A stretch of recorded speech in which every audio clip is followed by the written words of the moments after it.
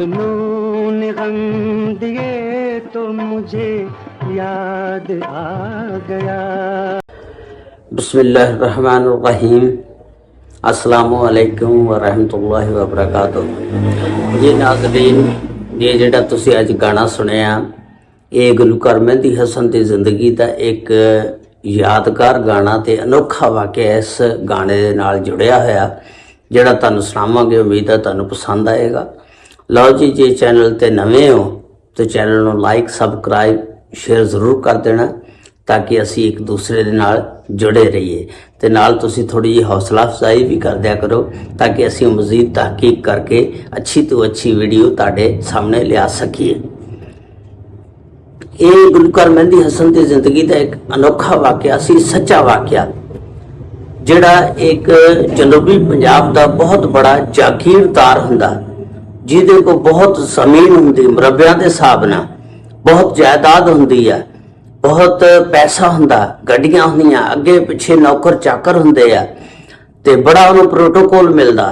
लेकिन जिंदगी दे विच एक ऐसा मौका भी आउंदा कि जदों बंदे कोलों सारियां चीज़ां छिन जांदियां और बंदा मरीज होके रह जांदा ते वो महरूम हो जाता इन्हां सारियां चीज़ां तो ते बेगाना ते बेगाने अपने भी उस वक्त साथ छड़ जाते ने। जिस वेले अपने भी साथ छड़ जाते ने ते फिर जिंदगी दे विच कोई भी किसी का नहीं बनता। ते इसे तरह ये वाक़या एक बहुत बड़े जागीरदार का जिहड़ा अपने अरूज के दिनों दे विच बहुत रोब दबदबा रखता ते फिर आखिरकार उन्होंने लाहौर फाउंटेन हाउस दे विच दाखिल करा दिता जाता ज़हनी मरीजों के हस्पताल के अंदर ताकि इहदा उत्थे इलाज हो सके। ज़हनी मरीजों का इलाज वास्ते फाउंटेन हाउस जिहड़ा ये सब तो वड्डा लाहौर दे विच डॉक्टर रशीद चौधरी साहब ने इहदा आगाज़ किया और बहुत बड़ा फलाही अदारा है। इहदे विच ज़हनी मरीजों का जिन्ने भी लोग ने उन्हां दा इलाज किया जाता।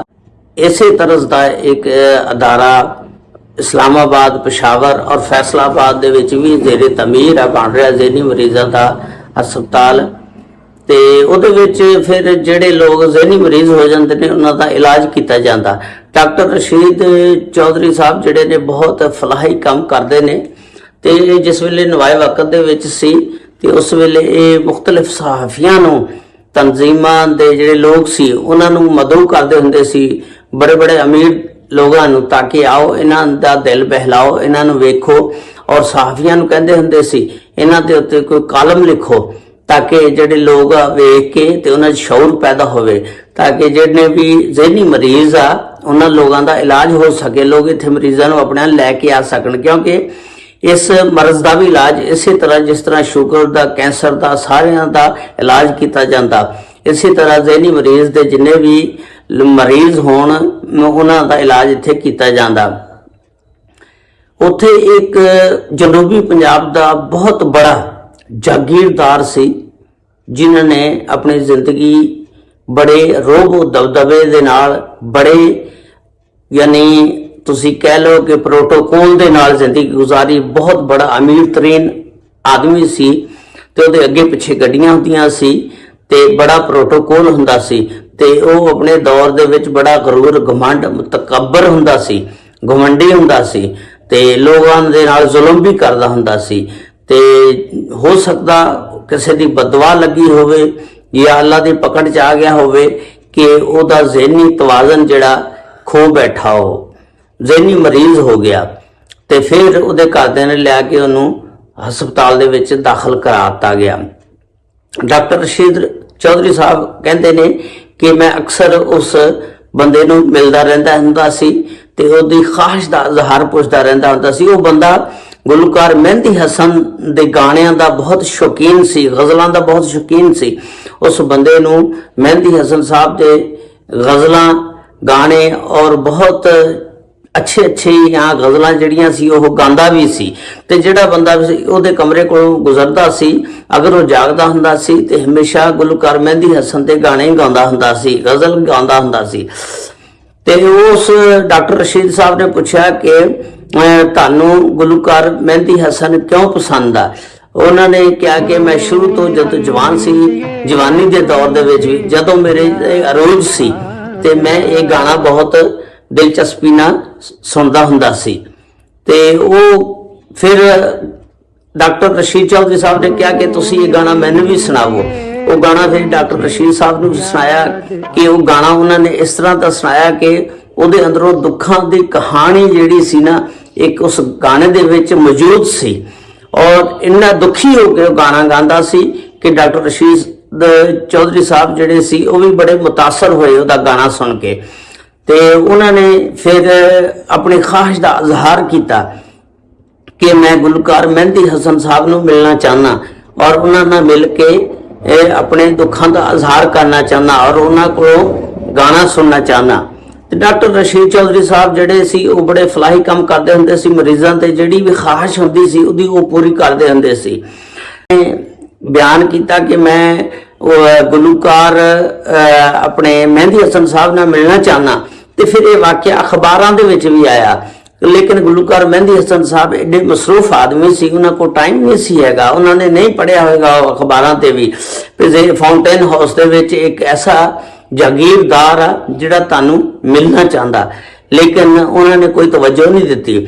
ਤੇ ਡਾਕਟਰ ਰਸ਼ੀਦ ਚੌਧਰੀ ਸਾਹਿਬ ਦੱਸਦੇ ਨੇ ਕਿ ਮੈਂ ਫਿਰ ਅਦਾਕਾਰ ਮੁਹੰਮਦ ਅਲੀ ਸਾਹਿਬ ਜਿਹੜੇ ਉਸ ਵੇਲੇ ਫਲਾਹੀ ਕੰਮਾਂ ਦੇ ਵਿੱਚ ਵੀ ਪੈ ਗਏ ਸੀ, ਨਾਲ ਨਾਲ ਅਦਾਕਾਰੀ ਕਰਦੇ ਸੀ, ਨਾਲ ਫਲਾਹੀ ਕੰਮਾਂ ਤੇ ਰਫਾਏ ਆਮਾਂ ਦੇ ਆਮ ਕੰਮ ਕਰਦੇ ਸੀ।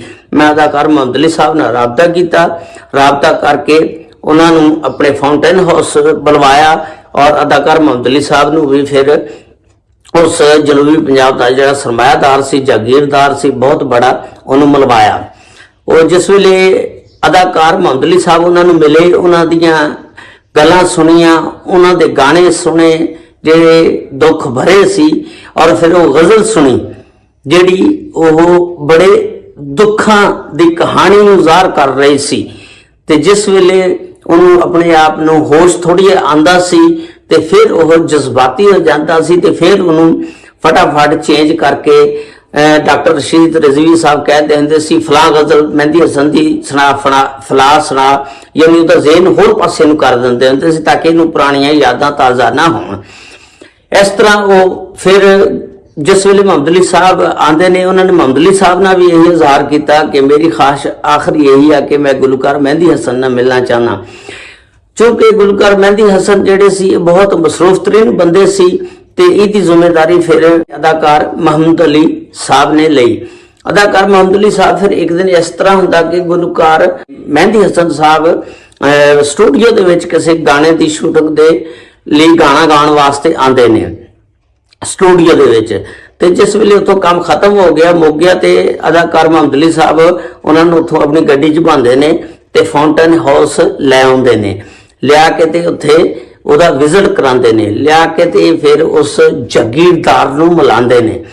ਤੇ ਜਿਸ ਵੇਲੇ ਉਸ ਜਾਗੀਰਦਾਰ ਨੂੰ ਮਿਲਾਉਂਦੇ ਨੇ, ਉਹ ਜਾਗੀਰਦਾਰ ਉੱਠ ਕੇ ਤੇ ਜੱਫੀ ਪਾ ਕੇ ਤੇ ਬਹੁਤ ਰੋਂਦਾ ਗੁਲਕਾਰ ਮਹਿੰਦੀ ਹਸਨ ਸਾਹਿਬ ਦੇ ਨਾਲ। ਤੇ ਫਿਰ ਉਹ ਜਿਸ ਵੇਲੇ ਮਹਿੰਦੀ ਹਸਨ ਸਾਹਿਬ ਦੇ ਨਾਲ ਮਿਲ ਕੇ ਤੇ ਮਹਿੰਦੀ ਹਸਨ ਸਾਹਿਬ ਨੇ ਮਿਲਿਆ, ਬੜਾ ਖੁਸ਼ ਹੋਇਆ। ਫਿਰ ਉਹਨੇ ਕਿਹਾ ਗੁਲਕਾਰ ਮਹਿੰਦੀ ਹਸਨ ਨੂੰ ਕਿ ਤੁਸੀਂ ਮੈਨੂੰ ਆਪਣਾ ਗਾਣਾ ਸੁਣਾਓ। ਤੇ ਗੁਲਕਾਰ ਮਹਿੰਦੀ ਹਸਨ ਸਾਹਿਬ ਨੇ ਕਿਹਾ ਕਿ ਇਸ ਤਰ੍ਹਾਂ ਕਰਕੇ ਇਹ ਜਿਹੜਾ ਗਜ਼ਲ ਆ ਇਹ ਮੈਂ ਗਾਣਾ, ਤੂੰ ਵੀ ਮੇਰੇ ਨਾਲ ਨਾਲ ਗਾ। ਦੋਨੋਂ ਇਕੱਠਿਆਂ ਫਿਰ ਇਹ ਗਜ਼ਲ ਗਾਣੀ ਸ਼ੁਰੂ ਕੀਤੀ। ਜਿਸ ਵੇਲੇ ਗਜ਼ਲ ਗਾਣੀ ਸ਼ੁਰੂ ਕੀਤੀ ਤੇ ਅੱਧ ਦੇ ਵਿੱਚ ਗਏ ਤੇ ਜਾ ਕੇ ਤੇ ਫਿਰ ਉਹ ਜਿਹੜਾ ਜਾਗੀਰਦਾਰ ਸੀ, ਸਰਮਾਇਆਦਾਰ ਸੀ, ਉਹ ਗੁਲਕਾਰ ਮਹਿੰਦੀ ਹਸਨ ਸਾਹਿਬ ਨੂੰ ਕਹਿੰਦਾ ਕਿ ਤੁਸੀਂ ਸੁਰ ਇਹਦੇ ਪੂਰੇ ਨਹੀਂ ਕਰ ਰਹੇ, ਤੁਸੀਂ ਗਲਤ ਗਾ ਰਹੇ ਹੋ। ਗੁਲਕਾਰ ਮਹਿੰਦੀ ਹਸਨ ਸਾਹਿਬ ਚੂੰਕਿ ਉਹਨਾਂ ਨੂੰ ਪਤਾ ਸੀ ਇਹਦਾ ਜ਼ਿਹਨੀ ਤਵਾਜ਼ਨ ਠੀਕ ਨਹੀਂ, ਉਹ ਫੌਰੀ ਤੌਰ ਤੇ ਕਹਿੰਦੇ ਹਾਂਜੀ ਹਾਂਜੀ ਬਿਲਕੁਲ ਠੀਕ ਹੈ ਜੀ, ਮੇਰੇ ਸੁਰ ਪੂਰੇ ਨਹੀਂ, ਮਾਸ਼ਾਅੱਲਾ ਤੁਸੀਂ ਬਹੁਤ ਅੱਛਾ ਗਾਣਾ ਗਾਇਆ ਤੇ ਬਹੁਤ ਅੱਛੀ ਗਜ਼ਲ ਗਾਈ ਆ ਤੇ ਮੈਂ ਪਸੰਦ ਕਰਦਾ। ਤੇ ਉਹ ਫਿਰ ਜਿਹੜਾ ਜਾਗੀਰਦਾਰ ਸੀ ਉਹ ਵੀ ਬੜਾ ਖੁਸ਼ ਹੋਇਆ ਤੇ ਫਿਰ ਉਹਨੇ ਗੁਲਕਾਰ ਮਹਿੰਦੀ ਹਸਨ ਸਾਹਿਬ ਦੇ ਹੱਥ ਵਗੈਰਾ ਚੁੰਮੇ, ਉਹਨਾਂ ਦੇ ਬੋਸੇ ਲਏ ਤੇ ਬੜੀ ਯਾਨੀ ਉਹਨਾਂ ਦਾ ਗਾਣਾ ਜਿਹੜਾ ਸੀ ਇਦਾਂ ਦਾ ਸੀ ਕਿ ਦਰਦ ਭਰੀ ਦਾਸਤਾਨ ਬਿਆਨ ਕਰਦਾ ਸੀ, ਦੁੱਖਾਂ ਨਾਲ ਭਰਿਆ ਹੋਇਆ ਸੀ। ਤੇ ਫਿਰ ਜਿਸ ਵੇਲੇ ਉਹ ਗੁਲਕਾਰ ਮਹਿੰਦੀ ਹਸਨ ਸਾਹਿਬ ਡਾਕਟਰ ਰਸ਼ੀਦ ਸਾਹਿਬ ਨਾਲ ਵਾਅਦਾ ਕਰਦੇ ਨੇ ਕਿ ਮੈਂ ਗਾਹੇ ਬਗਾਏ ਆਂਦਾ ਵੀ ਆਵਾਂਗਾ, ਔਰ ਕਈ ਐਸੇ ਮਰੀਜ਼ ਹੁੰਦੇ ਨੇ ਜਿਨ੍ਹਾਂ ਦਾ ਇਲਾਜ ਸਿਰਫ ਮੌਸੀਕੀ ਦੇ ਨਾਲ ਹੁੰਦਾ ਤੇ ਉਹ ਸਿਰਫ ਮੌਸੀਕੀ ਸੁਣ ਕੇ ਤੇ ਫਰੈਸ਼ ਹੋ ਜਾਂਦੇ ਨੇ। ਫਿਰ ਉੱਥੇ ਉਹਨੂੰ ਪੁੱਛਿਆ ਗਿਆ ਕਿ ਆਇਆ ਤੁਸੀਂ ਘਰ ਜਾਣਾ ਚਾਹੋਗੇ? ਉਹਨੇ ਕਿਹਾ ਨਹੀਂ ਜੀ, ਮੈਂ ਘਰ ਨਹੀਂ ਜਾਣਾ, ਬਲਕਿ ਆਪਣੀ ਜ਼ਿੰਦਗੀ ਸਾਰੀ ਇਸ ਫਾਊਂਟੇਨ ਹਾਊਸ ਦੇ ਨਾਲ ਹੀ ਗੁਜ਼ਾਰਾਂਗਾ, ਇੱਥੇ ਹੀ ਗੁਜ਼ਾਰਾਂਗਾ, ਸਾਰਾ ਸਰਮਾਇਆ ਮੇਰਾ ਇਹੀ ਚੀਜ਼ ਆ, ਇੱਥੇ ਹੀ ਆ। ਇਹ ਉਹ ਆਪਣਾ ਗਾਣਾ ਗਾ ਕੇ ਆਪਣੀ ਜ਼ਿੰਦਗੀ ਦਾ ਦੁੱਖ ਜਿਹੜਾ ਸੀ ਦੂਰ ਕਰਦੇ ਹੁੰਦੇ ਸੀ, ਇਹ ਗਜ਼ਲ ਗਾ ਕੇ। ਤੇ ਇਹ ਗਜ਼ਲ ਜਿਹੜੀ ਸੀ, ਇਹ ਗਾਣਾ ਜਿਹੜਾ ਸੀ 1970 ਦੇ ਵਿੱਚ ਫਿਲਮ ਅਨਜਾਨ ਦੇ ਵਿੱਚ ਮੁਹੰਮਦ ਅਲੀ ਤੇ ਫਿਲਮਾਇਆ ਗਿਆ ਸੀ, ਜਿਹੜਾ ਅਲਾਉਦੀਨ ਦੇ ਉੱਤੇ ਪਿਕਚਰਾਈਜ਼ ਕੀਤਾ ਗਿਆ। ਔਰ ਅਲਾਉਦੀਨ ਸਾਹਿਬ ਨੇ ਇਹ ਗਾਣਾ ਬੜਾ ਯਾਨੀ ਦੁੱਖਾਂ ਦੇ ਨਾਲ ਗਾਇਆ ਤੇ ਬੜੀ ਤਕਲੀਫ ਦੇ ਨਾਲ ਗਾਇਆ। ਤੇ ਇਸ ਉੱਤੇ ਅਲਾਉਦੀਨ ਸਾਹਿਬ ਨੂੰ ਵੀ ਫਿਰ ਅਵਾਰਡ ਮਿਲਿਆ ਸੀ। ਤੇ ਇਸ ਗਾਣੇ ਦੀ ਵਜ੍ਹਾ ਨਾਲ ਫਿਰ ਗੁਲਕਾਰ ਮਹਿੰਦੀ ਹਸਨ ਸਾਹਿਬ ਵੀ ਫਿਰ ਬਹੁਤ ਚੜ ਗਏ, ਉਹਨਾਂ ਨੂੰ ਵੀ ਬੜਾ ਅਰੋਜ ਮਿਲਿਆ। ਤੇ ਉਹ ਜਿਹੜਾ ਜਾਗੀਰਦਾਰ ਸੀ, ਉਸ ਨੇ ਬਿਲਕੁਲ ਮਹਿੰਦੀ ਹਸਨ ਸਾਹਿਬ ਦਾ ਬਿਲਕੁਲ ਰੂਪ ਬਣਾਇਆ ਹੋਇਆ ਸੀ। ਮੁੱਛਾਂ ਵੀ ਉਹਦੇ ਵਰਗੀਆਂ ਛੋਟੀਆਂ ਰੱਖੀਆਂ ਹੋਈਆਂ ਸੀ, ਜਿੱਦਾਂ ਦੀਆਂ ਉਹ ਮੁੱਛਾਂ ਰੱਖਦੇ ਸੀ। ਤੇ ਇਹ ਸਟੋਰੀ ਸੀ ਜਿਹੜੀ ਤੁਹਾਨੂੰ ਬਿਆਨ ਕੀਤੀ। ਉਮੀਦ ਹੈ ਤੁਹਾਨੂੰ ਪਸੰਦ ਆਈ ਹੋਵੇਗੀ। ਅੱਲਾਹ ਤਾਲਾ ਸਭ ਨੂੰ ਆਪਣੇ ਹਿਫਜ਼ੋ ਇਮਾਨ ਚ ਰੱਖੇ। ਅਸਲਾਮੁ ਅਲੈਕੁਮ ਵਰਹਿਮਤੁல்லாਹਿ ਵਬਰਕਾਤੁਹੂ।